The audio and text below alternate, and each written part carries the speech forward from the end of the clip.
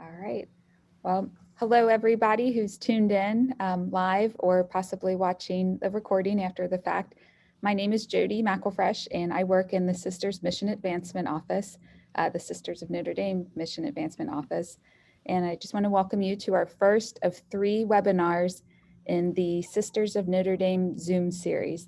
The Zoom series originated because here in Covington, Kentucky, our annual 4th of July festival was moved to a virtual format this year, but we still wanted to connect and to connect with our partners and highlight SND ministry. So we thought we'd give this a try. Today's Sister Zoom is presented by some of our awesome vocation and young adult ministry team members. That includes Sister Ruth Lubbers, Sister Val Roxburgh, and Sister Kelley Rush. And just a couple of things to note before they get started. The panelists and the other attendees, they cannot see nor hear you. So like I've said, it doesn't matter what's going on in your background. There is a chat function that you can use to submit questions, and just depending on the timing, we'll either answer them during or after. We'll have time for Q&A at the end. And just a note, we are recording this and we will post it on the SNDUSA.org website probably within the next couple of days. So I just thank you for joining us, and I'll turn it over to Sister Val Roxburgh. Thanks so much, Jody. Well, thank you everyone for joining us today. And I'd like to introduce our SND USA Vocation and Young Adult team. I'm Sister Val Roxburgh, and I entered the community in 2003 at age 47. I'm a native of Southern California from San Diego. I worked in the office management field for 30 plus years prior to my call to religious life. I started in vocation and young adult outreach in 2008. And this has been my primary area of ministry ever since. I relocated to Toledo, Ohio last September to assist our national team in the Midwest. So Sister Kelley. Hello, everybody. I'm Sister Kelley Rush, and I too am on the SND USA Vocation and Young Adult team. And I entered community in 2009 at age 37, and I am from Cleveland, Ohio. And before entering, I worked as a social worker for young men in juvenile prison. And then from there, I also worked as a behavior intervention specialist, teaching students with behavior and emotional disorders. And then when I entered religious life, I started working as an intervention specialist at Julie Billiard School. And then I went on to Cleveland Central Catholic School and taught high school. And then presently I am a vocation director and young adult minister, as I said. And as of August 1st, I'll be moving on to include in my ministry the novitiate. So I'll be the novice director for the Sisters in the United States. And I too am going to be relocated to Toledo, where Sister Val is right now too, and Sister Jenny. Thank you. Hi, and I'm Sister Ruth Lubbers. I'm in the Covington, Kentucky area. I entered the community in 1966 after I graduated from high school. Most of my ministry has been in elementary education with a little stint in secondary, and did some administrative work as well. I've been in vocation ministry for about 15 years total, with a little break in between there. So I'm just happy to be with you all today. And Sister Jen Zimmerman is our National Vocation Director. Sisters Kelley, Ruth, and I are Assistant Vocation Directors. Sister Jen was unable to join us today, but she's with us in spirit and in prayer. For those who might not be familiar with the Sisters of Notre Dame congregation, we were founded in 1850 in Coesfeld, Germany, and serve in 17 countries on 5 continents. We are so grateful for your interest in our ministry, outreach to young adults who are seeking meaning and life direction and are accompaniment of those exploring a religious vocation. There is a tremendous need in our church to support young adults in their life and faith journeys.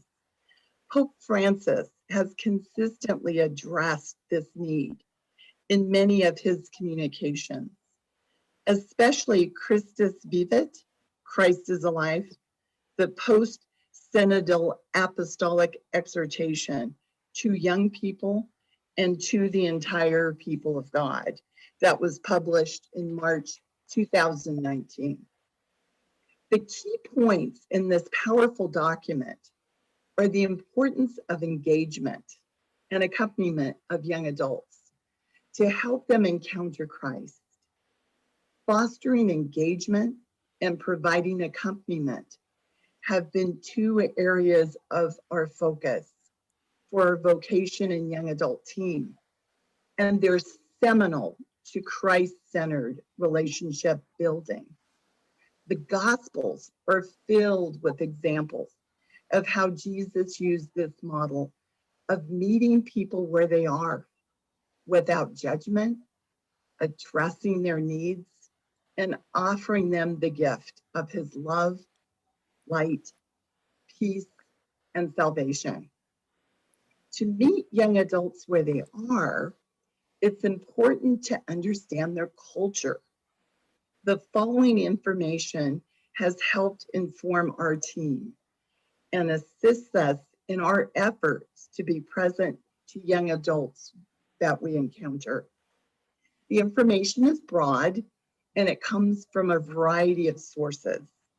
It is not respective of all individuals, but is a guide to assist in understanding young adults in the US today.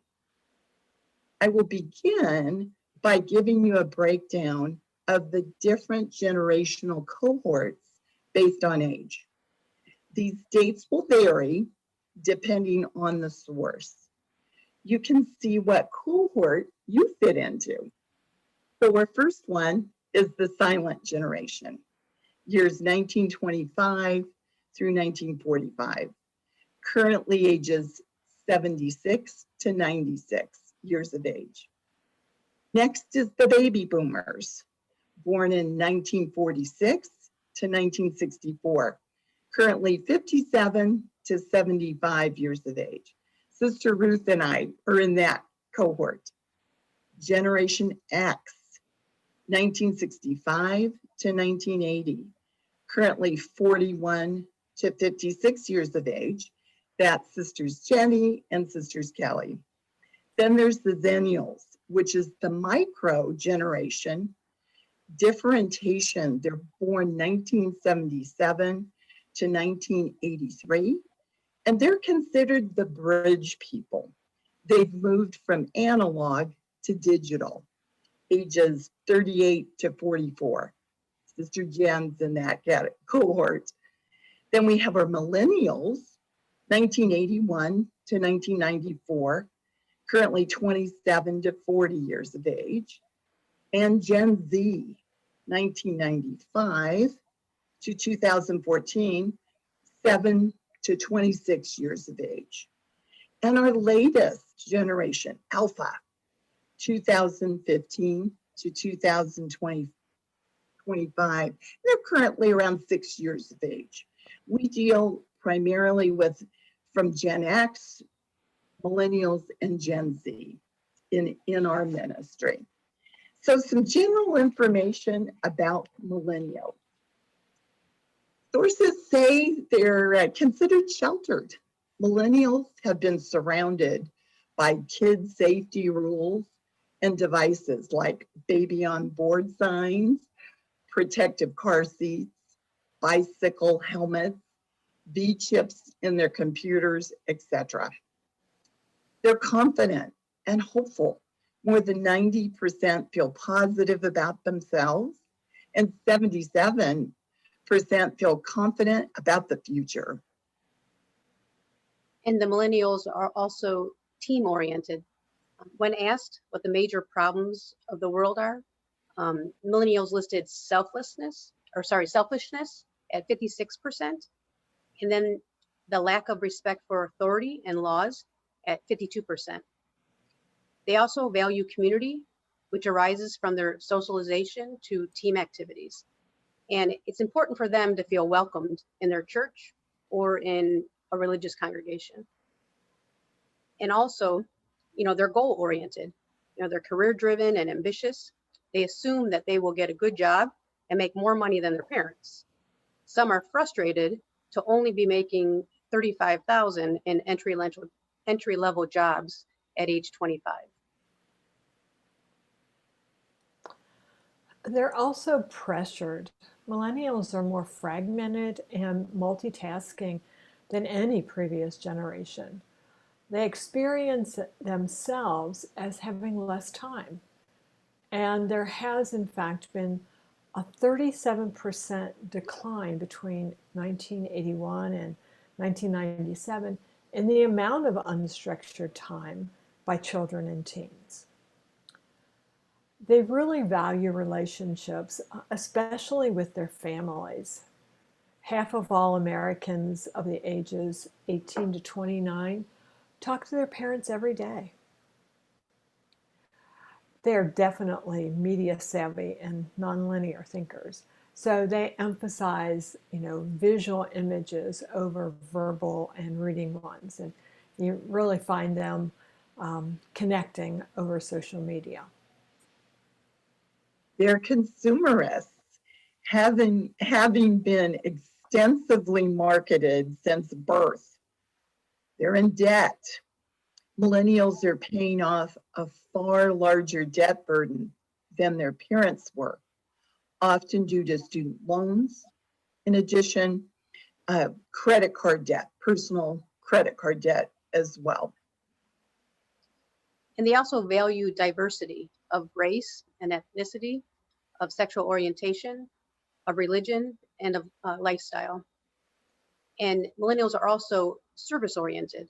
They have a strong desire to work for the common good. And they do not always, however, connect their service with religion or spirituality.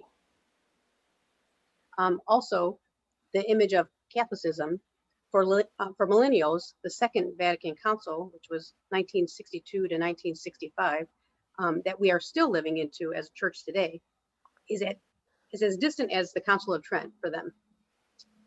They do not and cannot look at church, the Mass, the hierarchy, the sacraments, the devotions, and other aspects of Catholicism with the same cultural mindset as the silent generation or the older baby boomers. For them, inclusive language is not an issue.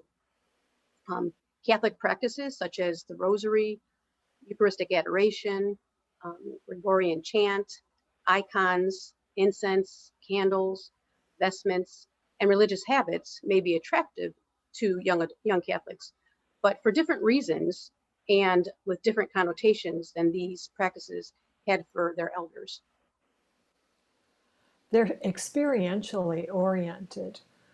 Millennials often consider personal, subjective experience to be the basis for authentic religious truth.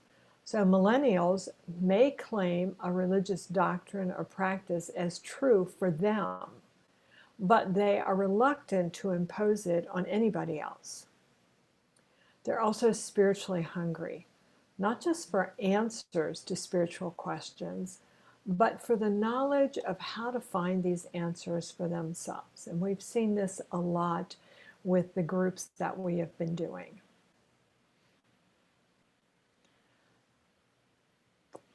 They are often attracted by spiritual disciplines such as centering prayer, spiritual direction, retreats, the mystic writers like John of the Cross or Teresa of Avila.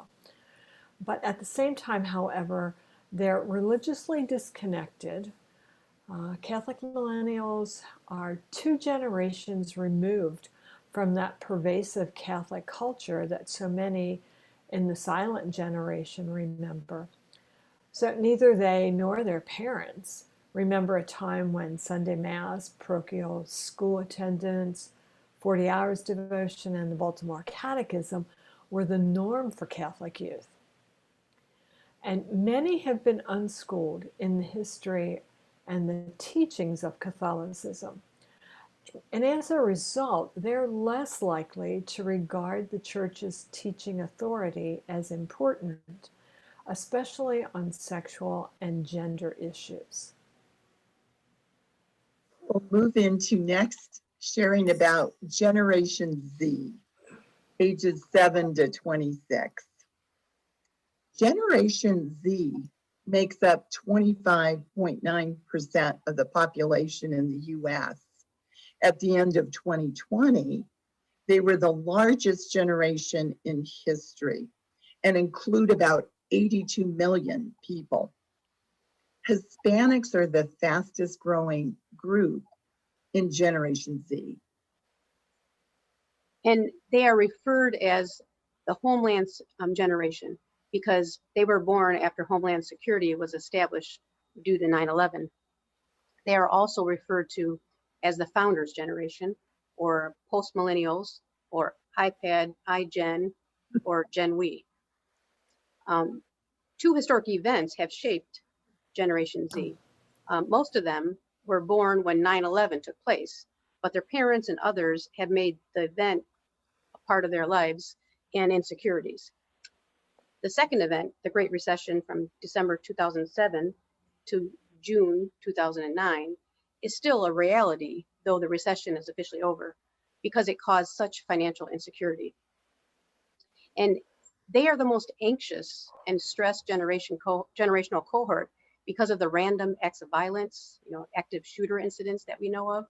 And 1 in 5 have an anxiety disorder. We see this a lot in the young adults that we work with. Gen Zs call themselves the memes or the memers. That's a humorous image, video, or a piece of text that's copied and is often, it's spread rapidly through the internet. So many do not like to be called anything because they do not want to be labeled. They are their own persons. Gen Zs are the most photographed generation in the world, and their pictures are shared on social media. Again, all you have to do is look at the internet, look at Facebook and other apps, and you see how frequently they are there. They're the most connected online through social media as well as through gaming. And they desire to be world changers, not just volunteers. They're interested in global problems and how they can help solve issues of poverty, hunger, immigration, and climate change. Homosexual marriage will be embraced as normative for Gen Zs. Rapid change is what they're all about. Looking for in-person connections and transforming relationships. That accompaniment, being with them, is very important to them. They're hungry for experiences of prayer, silence, and mystery, needing to connect faith and science. They often do not believe that those two things are compatible. They learn through experience, collaboration, and relationships. And they're highly educated. They're very tolerant and diverse. 55% of Gen Z will be non-white at the end of 2020. They are also entrepreneurs. They want to own their own business, often an online venture. They learn from their parents that you cannot trust an employer to take care of you. So they like to just do it on their own. They're also leadership oriented, but they also like to work collaboratively, that working together, that group oriented. Gen Z's participation in religion is up compared to previous generations. When asked about spirituality, 47% said that they were religious, and an additional 31% said that they were spiritual but not religious. So church attendance is also up during young adulthood, with 41% saying that they attend weekly religious services. And that's compared to 18% of millennials at that same age. Missionary discipleship really resonates with them. They really want to spread the message of the gospel. They like all wonder and mystery, and they find ways to help them tap into the richness of this in our church.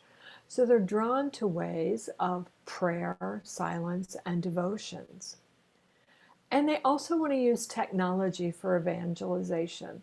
So there's some really great apps on the cell phone that can be used for that. So now that we've given you a general overview of young adult population that we work with, we'd like to share with you how we've adapted our ministry outreach this past year during the COVID-19 pandemic. The pandemic put a stop to all of our in-person vocation and young adult events, as well as domestic travel. This was challenging, but we did not let that slow us down. The lockdown gave our team the opportunity to work on projects we had put on the back burner that we'd not had time to get to, such as updating procedures, streamlining internal operations, and combining resources from our various SND regions. We made strides in using technology more effectively, creating a Vocation Team Cloud drive that holds all the shared resources for retreats, prayer services, events, videos, and photos, and more, so that each team member can access these resources from any location. We worked hard with 2 young adult women who did video editing and digital graphics for us to be used in our social media posts. Our mentoring and discernment conversations moved from in-person to FaceTime and Zoom calls. We generated a variety of online events geared for young adults and women discerning religious life. Our team has tried to prayerfully create a safe space for young adults to share individually and as a group, and where authenticity, openness, and respectful and supportive listening is fostered. Our team is mindful of listening to understand, not just to respond. We encourage the young adults to grow in deeper relationship with God and to become discerning people. Team members are trained in Ignatian discernment and are grateful for any opportunity to encourage others to put Christ at the center of their lives and prayerfully seeking God's will in their lives. 3 of our 4 team members are trained spiritual directors. And I'm excited, I'm going to begin spiritual direction training this September.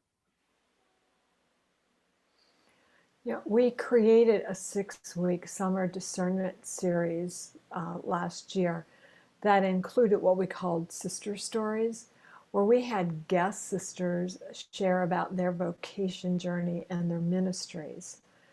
The discernment series included a variety of topics, such as an overview of our congregational history and governance, our internationality, community life, prayer, Marian spirituality, our vows and how we live them out, global missions, and our social justice outreach.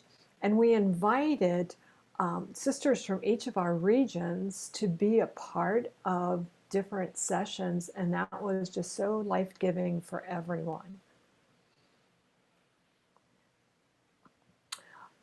We offered a variety of online book studies for young adults over the past year, and that generated some really deep spiritual sharing. So books that we used were Henry Nouwen's Life of the Beloved and The Return of the Prodigal Son. And we also discussed Discerning the Will of God by Timothy Gallagher. The first discussion group for this book was women who were open to religious life. And then we used the book again and opened the study up to all young adults who were interested in the topic. So it was both men and women who were a part of that one. And we've held numerous online contemplative prayer and reflection evenings, as well as an Advent and Lenten prayer and mini retreats. I had the opportunity to lead a three-part series twice of using our roots in Ignatian spirituality for imaginative prayer to pray with the young adults as well as the sisters in on our team through Lent and into Holy Week. And the hope was, again, to deepen their relationship with God, to help them encounter God in a experiential way.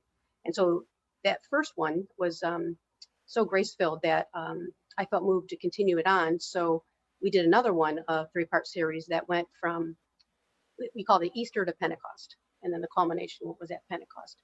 And just the depths of sharing was just absolutely beautiful. And we felt gifted to be able to be with the young adults in that way. And then also,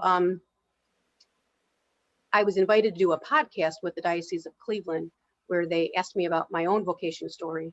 And I was like questioned and afterwards, and just had this opportunity to share my heart with those listening, young adults, as well as those that are struggling with their relationships, or, so it wasn't just about vocations, but I shared my story and how I feel honored to walk with young adults in many different ways. And so that was a podcast that was a part of a series for the diocese, and I was privileged to do that.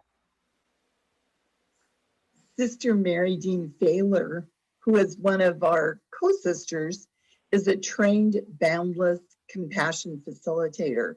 She was trained by Joyce Rupp, and she offered an online weekend for young adults and a retreat, which was during Lent, that started on a Friday evening, early March, and ended Sunday afternoon, on the topic of compassion and creating it as a way of life, self-compassion, navigating compassion and suffering, and ways to widen the circle of compassion. We were so thrilled at the end of this weekend. The participants asked for an additional session. They wanted to continue the conversation. They just loved Sister Dane. So we had an additional session in April. And we also offered several webinars for young adults. We partnered with our SND USA Justice, Peace, and Integrity of Creation office to offer excellent three-part series on the topic of rooting out racism.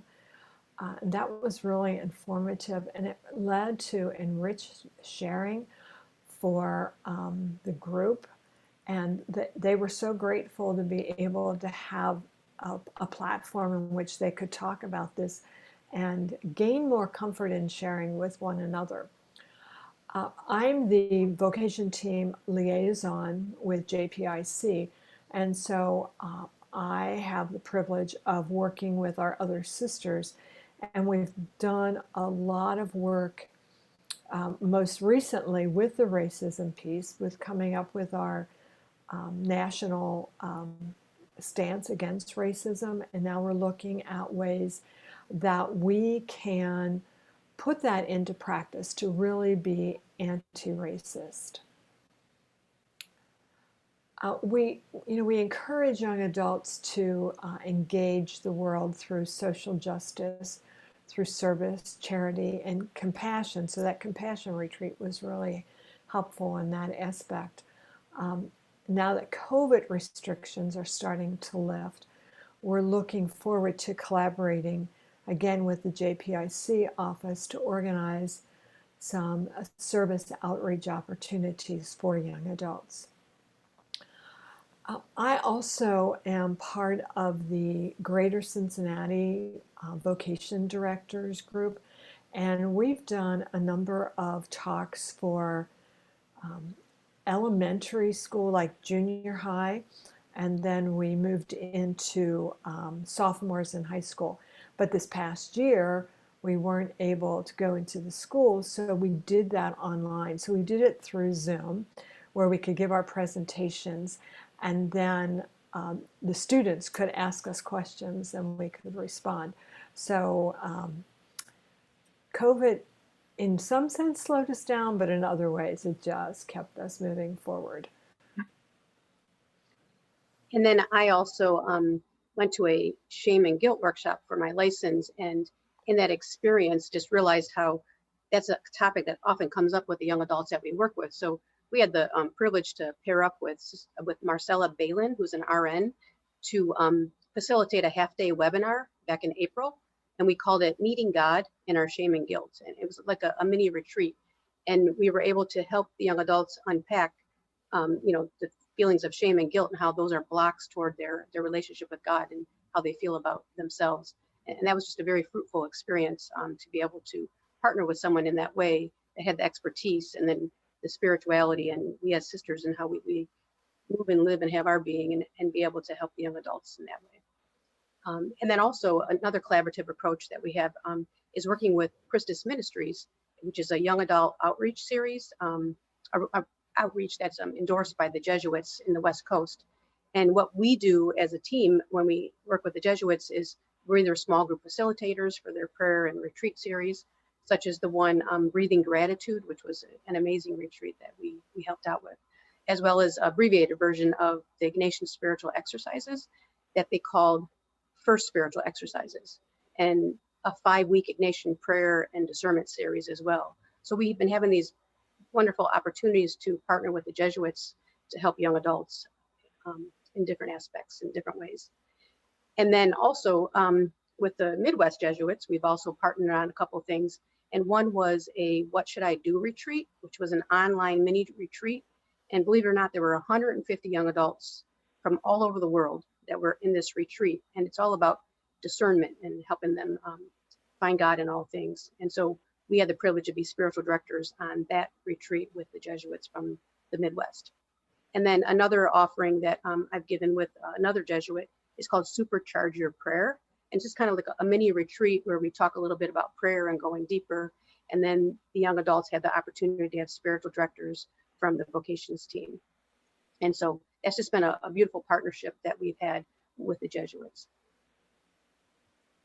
So in our spare time, which there hasn't been a whole lot of that, our team participated in online professional development webinars on topics such as the National Federation for Catholic Youth Ministries webinars on Christ is Alive, the Christus Vivat document. They had a whole series that was excellent, unpacking that document. Boston College, RISA retreats were wonderful on Ignatian spirituality. Catholic Theological Union had a great presentation that I watched on the wisdom of Thomas Merton in the midst of a pandemic. The Barna Group, which is out in the West Coast, gave a webinar on caring for souls in a new reality. That was like, how do we adapt during this pandemic? The National Religious Vocation Conference offered a number of topics and webinars and groups that were excellent as well. So I want to share with you graces of this last year.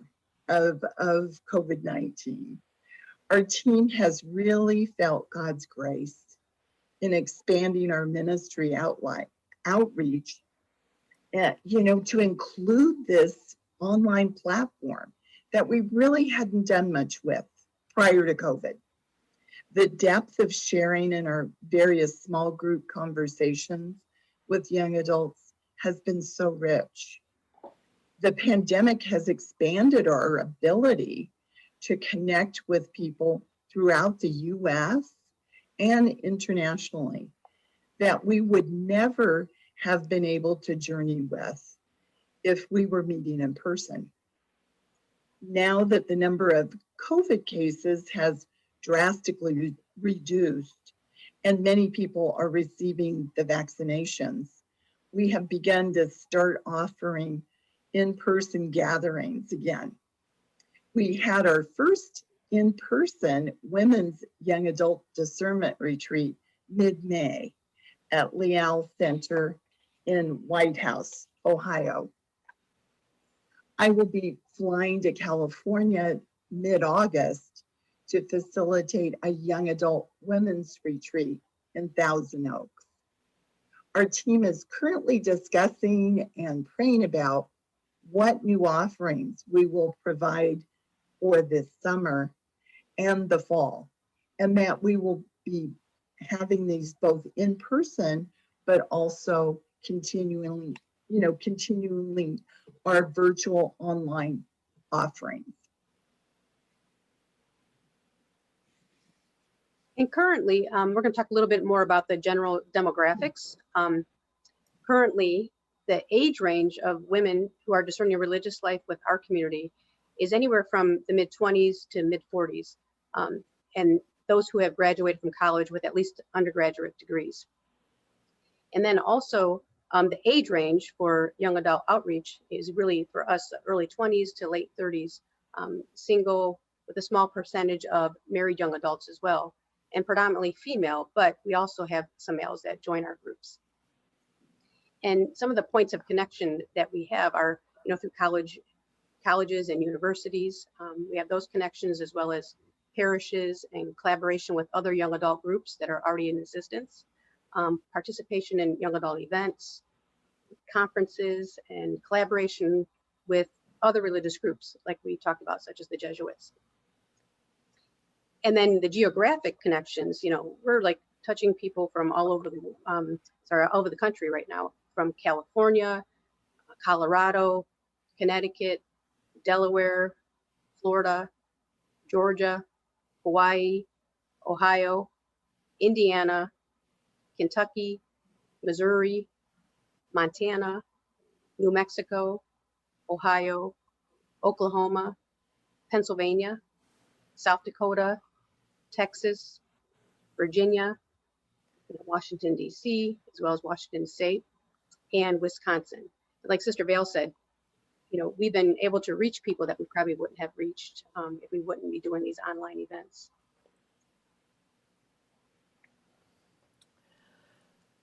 So each month we take a look at, we actually log our interactions with young adults. And so this is from the last 11 months, meaningful conversations about vocation, about SND vocation, and then with our virtual events, the number of people who've been a part of that.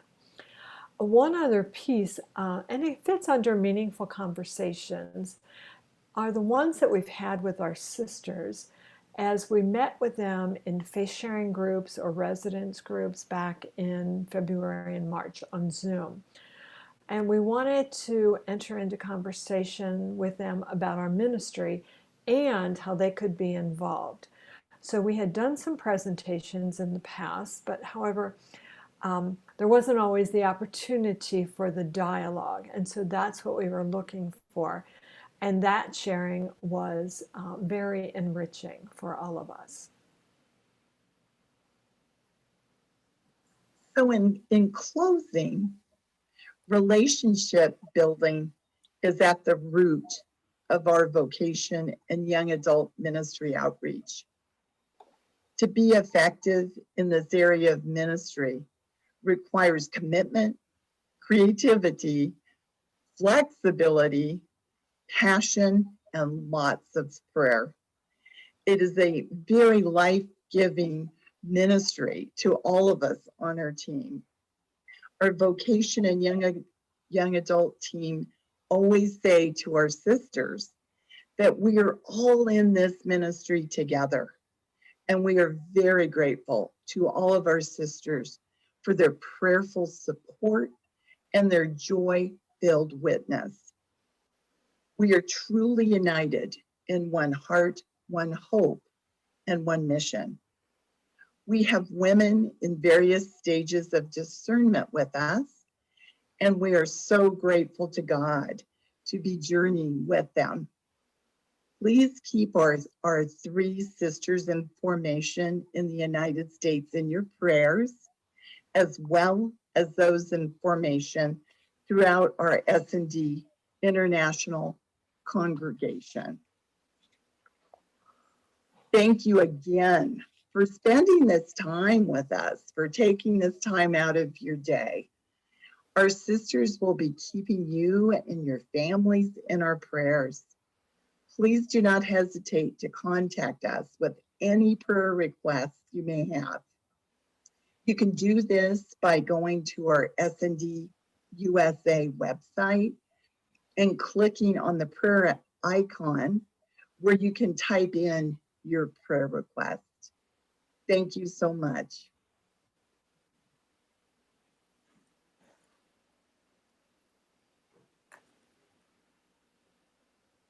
Thank you, sisters. You all have been busy. But right now, we have some time to do a little bit of Q&A. So if anybody who's watching live right now has a question they'd like to submit, you can use the chat function. I do have two questions that were submitted right here that I can go ahead and ask of you. The first, it's directed at the whole group. And the question is, what is it like for you to work with people from so many different generations? Or, I guess it's maybe what's it like having all these generational differences too within your outreach? Well, I'll start with that, and then Ruth, Kelley, you jump in too. I love it. But what's been helpful for me is I've done a lot of reading and a lot of study about the differences in the cultures. And, and I love people, which anyone that knows me knows I'm an out there extrovert. And, I love hearing their stories. So to me, that's a real gift. There's a richness in every generation that I find it's just really wonderful. Well, how about the other sisters?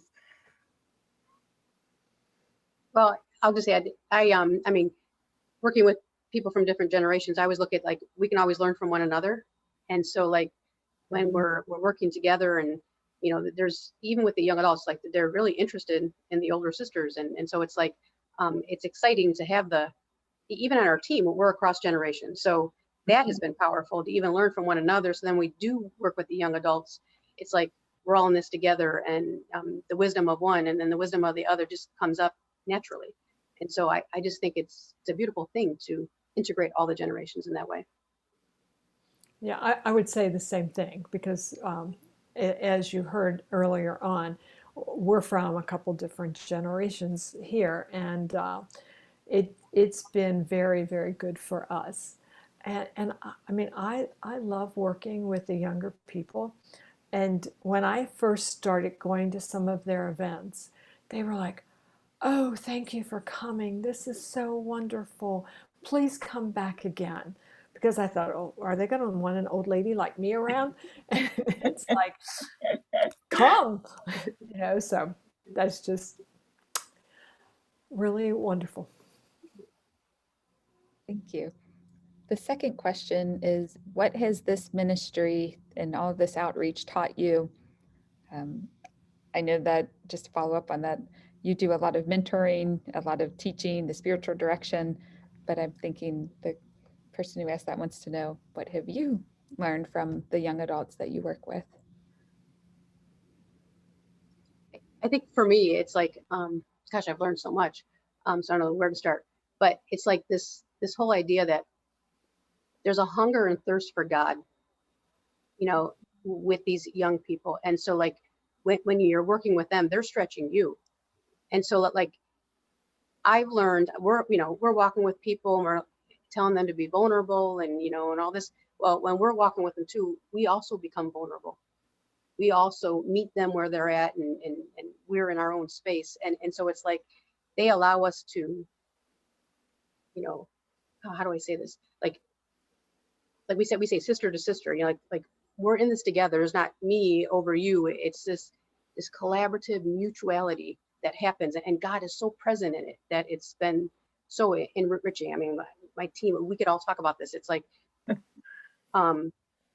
God's present in, I always say grace doesn't have an age, like right. So it's like we learn and we deepen as we're trying to help them deepen, and it's just been very powerful.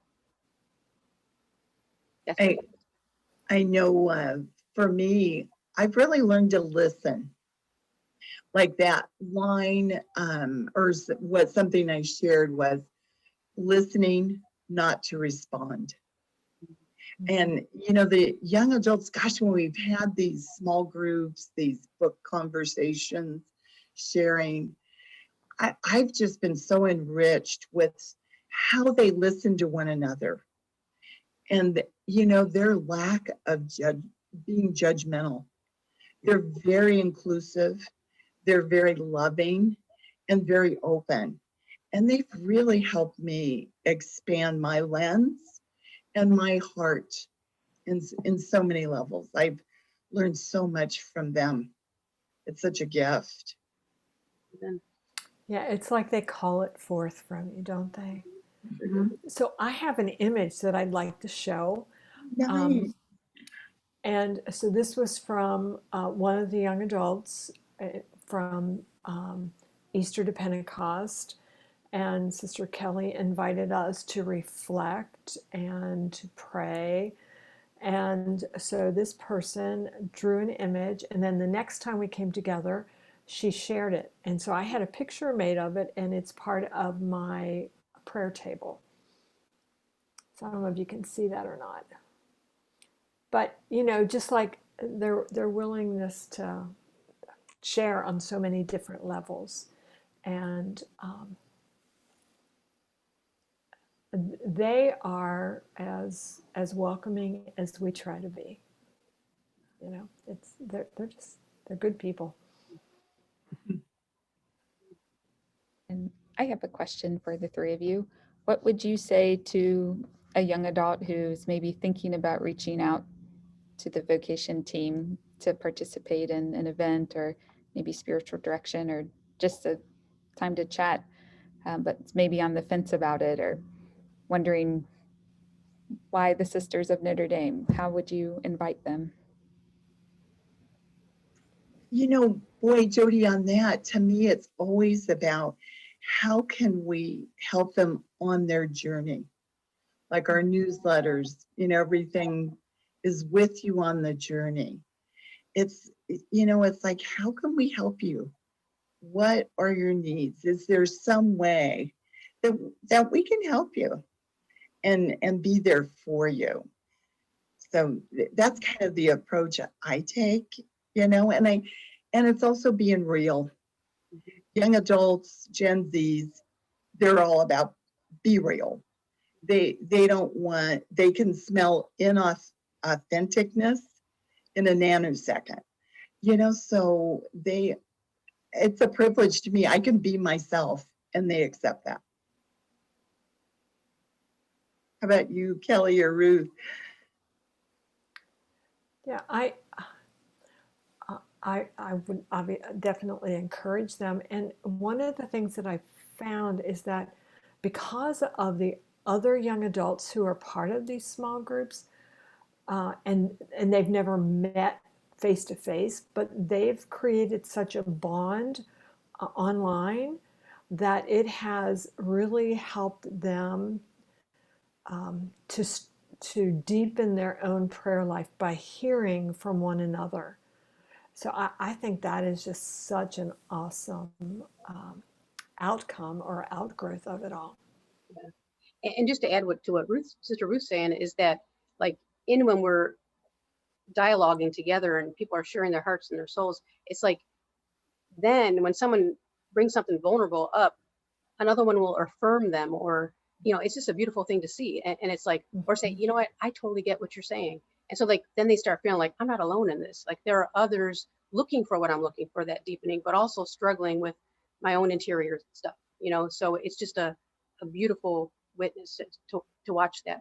And I always think too, like one more thing I want to say is that, like, all of us in this, as we're working with this book talks or prayer series and the deepening, it's like, as I always say, it's like the sacredness in me meets the sacredness in you, and the sacredness in you meets the sacredness in me. And it happens in every setting that we have. And it's so rich and it's so life-giving that they want to come back and they want to sign up for everything. And so it's like we just get them to come to one and just meet others that are like-minded and want what they're looking for. There's like this energy to keep on going. So, one more question that has been sent in is, what are this is specific to vocation and discernment, what are the 3 top priorities that women considering the SNDs are looking for? The 3 top ones, and we can all jump in on these. But first thing is community. They're very community oriented. Most of them, a lot of them live alone.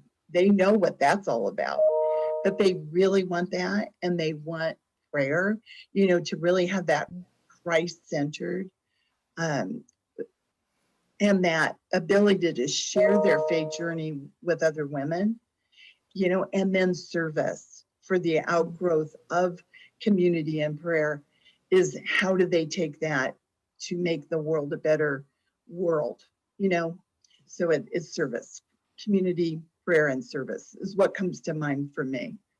Yeah, likewise. I would agree with that. Yeah, I totally would agree with all 3. And then a follow-up question from the same person is, personally, what is the most difficult part of your ministry for you? Difficult part. Not enough hours in the day.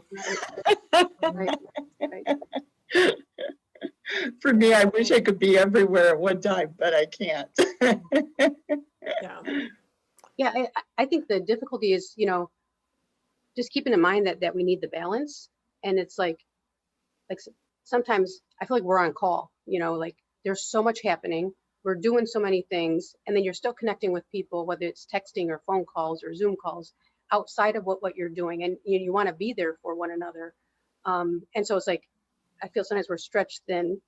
I said, but one of the things I think that helps us stay grounded, one is our prayer, but even as a team, every week we meet and every week we pray together, and every week we like do the state of the heart. Like, where are you? Like, kind of like a check-in. And if we're struggling or we're, too much on our plate, or, whatever it is. And I think that forum, that togetherness helps us get through, because it does it. Personally, it gets hard because you want to be there for everybody, but you can't, we're not machines. And it's like going back to prayer to just refresh and renew yourself to go back out again, and taking that time to pause. And I have to say,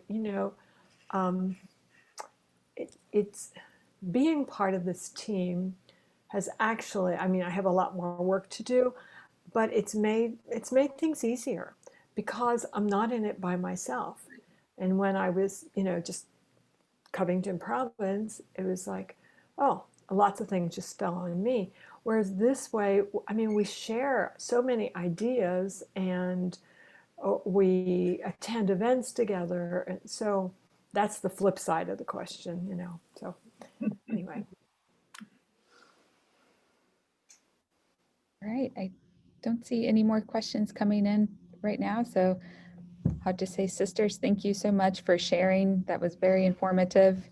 Again, we did record this, so we will get it up on the website, sndusa.org, within the next couple of days. And if anyone has any follow-up questions, I think you've got my email. We can pass it along to the sisters here, and wherever we share the recording, we'll have contact information to go along with it as well. So thank you everyone who joined us, who tuned in. I hope you enjoyed hearing from Sister Kelley, Sister Val, and Sister Ruth. And please continue to pray for them in their ministry and all the outreach that they're doing with young adults really around the world and definitely around the United States. So, and also, like I said, this was the first of 3 Zoom calls. So the next one is June 16th, and the topic is Ministries on the Margins. And then on June 23rd, Sister Evelyn Ranke is leading us in a guided daily examine. So hope you can join us for those.